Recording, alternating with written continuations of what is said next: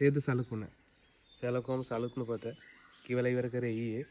මට සාමාන්‍යයෙන් සති දෙකක් විතර යනවා පොතක් කියලා ඉවර කරගන්න වැඩට වගේ නෙමෙයි. මේ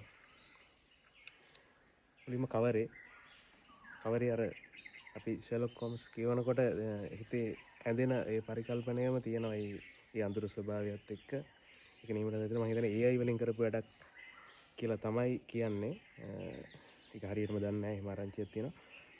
ඊළඟට මේක මේ පරිවර්තනය කවිෂ නදුන් කග්ගොඩාරච්චි සුපිරියටම කරලා තියෙනවා. ඒ කියන්නේ අර අපි අර ෂර්ලොක් හෝම්ස් පොත් කියවන්න පුරුදුනේ චන්දන මෙන්ඩිස් මහත්මයාගෙන් ඒ ෂර්ලොක් හෝම්ස් සිංහලට පරිවර්තනය කරපු වයිබ් එකම මේකේ තියෙනවා. ඒ විදිහටම.